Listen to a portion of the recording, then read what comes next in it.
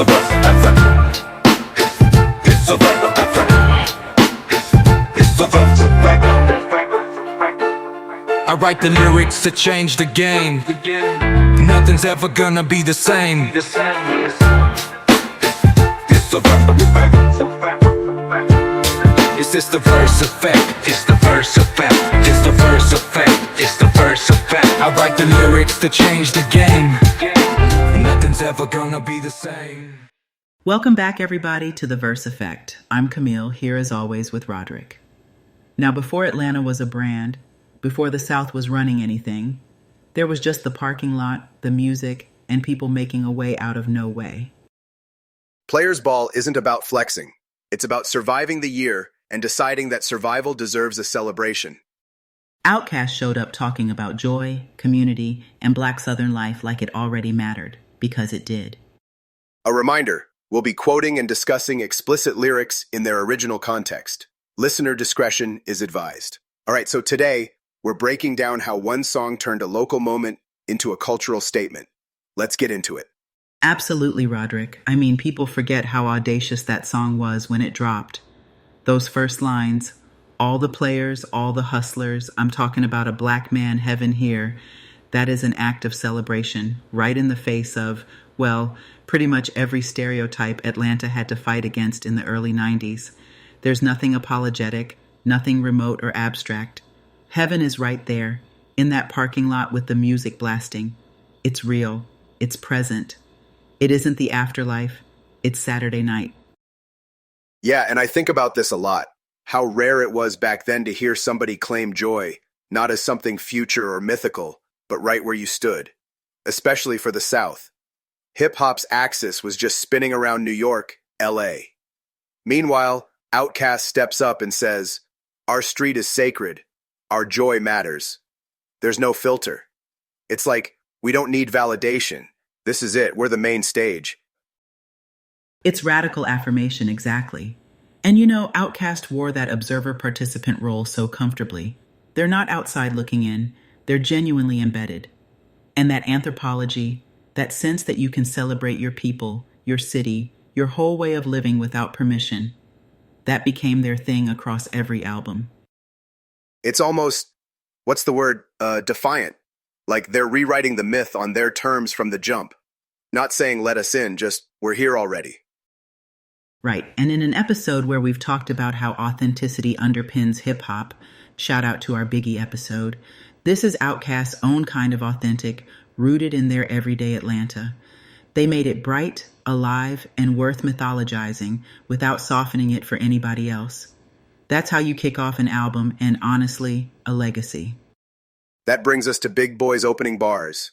Take notes on how I crept. I was about to go in depth. This is the way I creep my season. Here's my ghetto rep. Now, to me, this always felt like a blueprint. He's not just flexing. He's teaching, calculating. It's not about the loudest bravado or outlandish stories. It's, let me let you into how I move, how I survive. And it's all done with this ultra cool style. There's something so intentional about that, right? I mean, creeping is almost always used to suggest sneaking or doing something on the sly. But in Big Boy's hands, it's intelligence, adaptation. Southern rappers, especially at the time, were expected to be, what, flashy or crude or simplistic. He flips that. It's a report, not a fantasy. There's a journalist's touch. Yeah, he's contextualizing the season, the landscape. It's like, here are the rules for making it through. You gotta be deliberate. And most importantly, your ghetto rep, that's hard-earned. It ain't cartoonish or one-dimensional. He's telling you straight up, my style is my survival skill. And that's what broke up a lot of the national perception, or maybe misconception, about Southern lyricism at that point. There's almost a pedagogical note in that line. Take notes, pay attention. We're drawing you into our process, not just the product. So much of hip-hop then was about spectacle, and here's Big Boy, quietly and confidently documenting a way of being. That dignity is so Southern, but nobody was celebrating it publicly until this song hit. Players Ball basically says, we're not emulating anybody. We're giving you the field guide to Atlanta, to surviving and thriving here. And it's proof that being smart, strategic, and observant is cool too. That's OutKast. Always a step ahead. That line hits me every time. I made it through another year, can't ask for nothing much more. It seems almost tossed off, like no big deal. But you scratch the surface a little, and it's survival in plain sight. There's so much unsaid. In communities where a lot of folks don't get to see the next year because of policing, economics, whatever, this is joy earned by endurance, not by extravagance. Yeah, and in a weird way, it's almost countercultural for the time. Like most popular hip-hop then was about excess. More money, new cars, status symbols. Here's OutKast, and instead of bragging about millions, it's like, I'm grateful for making it through another year. That's all. That, in itself, is revolutionary honesty. The celebration at Players Ball is only sweet because it's not guaranteed. It's not something you can buy. It's, I don't know, a wisdom that comes from scarcity rather than fantasy. Right, and it actually grounds the whole song. It tells you we're not blind to struggle, but we claim the joy anyway. That nuance, that truth, that's what gives their music so much staying power. They don't deny the struggle. They insist it's part of what makes the celebration real. And that tension, optimism paired with realism, that's why people still relate to OutKast years later. They're not sugarcoating it, but they're also refusing to give up joy. Gratitude as survival, as wisdom. That's heavy, but it's also pretty dope. Now listen, Andre's ain't no chimneys in the ghetto, so I won't be hanging my socks on no chimney. I love this. It's sly, it's funny, but so truthful. He's calling out the idea that the American experience was ever truly universal. The Christmas you see on TV, fireplaces, stockings, that kind of suburbia, it just doesn't match up for a lot of folks who grew up like OutKast or, like us. Exactly. Instead of just poking fun, though, he's doing, what's the word? Productive critique. There's no self-pity. Andre's saying, look, our traditions are ours, and they matter. Maybe we've got a different holiday, but it's just as real, just as full. Food, friendship, music, noise, that's celebration too. He's making space for everybody whose reality never looked like the magazines. It's gentle but sharp commentary. He's not longing for fireplaces. He's actually honoring what does exist. He makes the Players Ball this specific, local, communal rite, just as powerful as any Hallmark holiday, maybe more so. There's wit and warmth and a bit of vulnerability all at once. That kind of layered writing is classic Andre 3000, setting the blueprint for so many who came after him. It makes their Atlanta not just a setting, but a cultural center. Holidays aren't one size fits all, and Andre's comfortable with that, proud of that. That's social commentary with soul. And look, you want to talk about a rival? Just to let you niggas know in 93, that's how we comin'. That's a statement, not a request. They're not wishing for a seat at the table anymore. They've set their own table.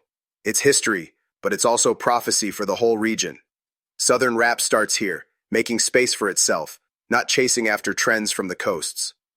Think about what that meant in 1993, when Southern artists were still treated as almost, novelty acts by the industry power centers. This line is OutKast drawing the line in the sand. Atlanta isn't just following anymore. There's no more let me prove myself. It's watch us. This is the blueprint. Real confidence, but it's not generic bravado. It's built from those very details we've been talking about. They made it irresistible to stop ignoring Atlanta. I mean, every Southern artist who blew up after owes some of that confidence and that regional pride to lines like this. It's not about imitation, it's about, ownership. Owning where you're from and how you sound. There's something freeing in that, right? It means you don't need permission to exist on your terms. OutKast specificity became the foundation of legitimacy for the whole South. And honestly, it changed the national conversation about hip-hop for good. So if you take all those verses together, what OutKast did with Players Ball was redefine what hip-hop celebration could mean. It wasn't about fantasy or unattainable wealth. It was grounded in survival, community, and a style born from limitation, not luxury. It turned Atlanta from an afterthought into the main stage. They put Southern black life up front, complex, joyful, and full of contradictions. In every detail, they said, you don't have to translate where you're from to fit in. Suddenly, Southern artists didn't have to preface their sound or explain themselves to anybody. That's a huge shift. And the legacy is in every rapper from the South who steps in front of the mic now knowing they're part of a story that's already legitimate, already worthy of celebration. Players Ball wasn't just a song, it was a cultural announcement. A declaration that this joy, this experience, is ours. OutKast opened that door, and Atlanta, honestly the whole South, never looked back. It's wild to think, but the energy of Players Ball is still echoing in every corner of hip-hop now. And on that note, this feels like a natural place to wrap for today. There's a lot more we could say. Maybe we'll have to revisit more of OutKast's catalog next season. Definitely. Camille, as always, a pleasure to dig in with you. So much history, so many connections. Can't wait for the next one. Likewise, Roderick. Thanks to everyone listening in. Take care and keep listening for that verse effect out there. And if this breakdown hit for you, make sure you follow, rate, and share the show with someone who loves hip-hop beyond the headlines. See you next time, folks. It's the verse effect, it's the verse effect. I write the lyrics that change the game. Nothing's ever gonna be the same. Nothing's ever gonna be the same. I write the lyrics that change the game. Nothing's ever gonna be the same. Nothing's ever gonna be the same.